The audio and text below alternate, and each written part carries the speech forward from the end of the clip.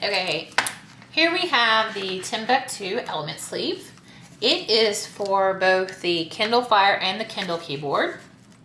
And it is supposed to protect against sand, sunscreen, and sweat. So this is not a dunk it in the pool type element or cover, but it is you can take it and read by the side of the pool or read by the bathtub or in the bathtub, I guess, without worrying about getting drips on it.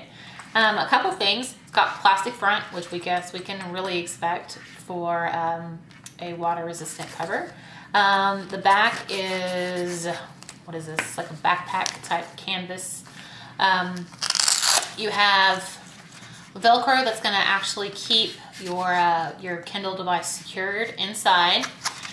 You have this strap, which is actually to kind of make it easier for you to read. You can put your hand in there and hold your Kindle in place. To me, it looks like it's supposed to go on your belt, but it's not. And you have this little zipper pouch right here, which is actually pretty deep. The instructions actually say that this zipper pouch is to, keep your cords or your earbuds or things like that in it. And you know what? Fine. If you want to do that, that's great. Me, once I shove this in there, I'll show it in more detail, but I think it makes more sense to put things like driver's license or money in it than it does your earbuds, because you're not going to really be able to use your earbuds when you have it in this. It doesn't function well for that. But, it's your earbuds. You do what you want to do. At least it's there if you want it. So you have your Kindle device. I'm just going to go ahead and use my Fire since I have it handy. And here's the thing about the Fire, and a lot of y'all will probably use this for the Fire. It's not supposed to actually get in the way of how it functions as far as the touch screen goes. But I did notice something, that you have to put it in upside down, okay? Here is where the power switch is, and if you put it on the bottom, you can't really turn it on. It's kind of too far down there, and this seam kind of gets in the way. But if you put it upside down, and we know that, no matter which way you hold it, it's going to flip your pages or movie or whatever to however you're holding it. So that shouldn't be that big of a deal. So I would go ahead and put the switch on top. It's a bit of a tight squeeze to get it in there, so you're going to kind of have to push. The reason being is this plastic part is kind of sticky. I mean, you're putting a slick screen on something that's plasticky, so it's going to take some oomph to get it in there. Another thing to remember, you notice once it's in there, maybe movies won't be such a good idea because you're covering up your speakers, okay?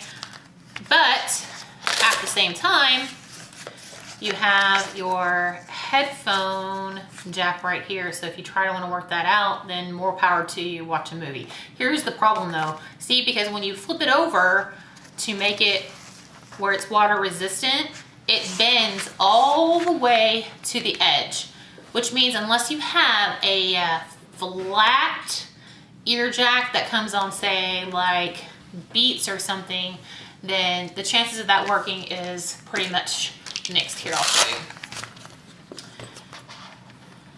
Put your headphones in and see how it does that. It kind of bends down regardless of how you do it. So what's going to happen is you're going to end up breaking the end of your cord right here by forcing it to go down. That's why I said that the pocket on the back is probably better used for, money or something if you're on the beach.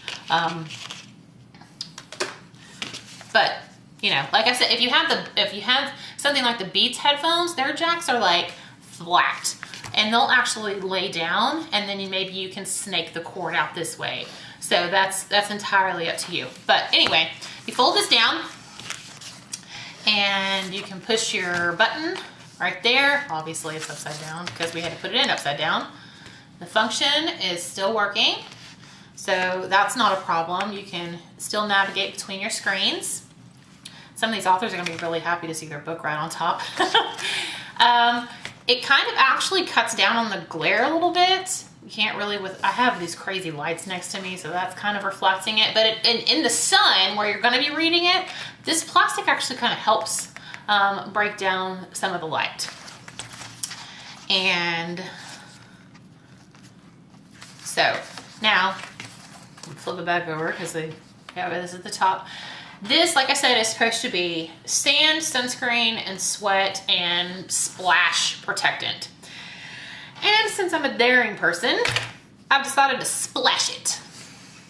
So, splash. I'm gonna be honest, I'm slightly freaked out right now by getting this soaking wet, and I splashed way more water than I expected. But, as you can see, it's on the front of the plastic, so it kind of just bubbles up and slides right off, and if you have a towel handy, you just dry it off.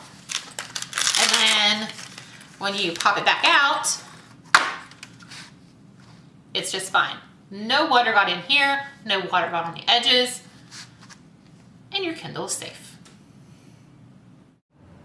Okay, everybody, that's it for me. So if you have any questions, leave me a comment. If I don't know the answer, I will find out for you. There's additional information about the product on the blog, as well as the entry form for the contest. If you are following me on YouTube, then click the link below and you can join in the fun too. The contest is going to last for 2 weeks. Then after that, I will announce a winner. So good luck.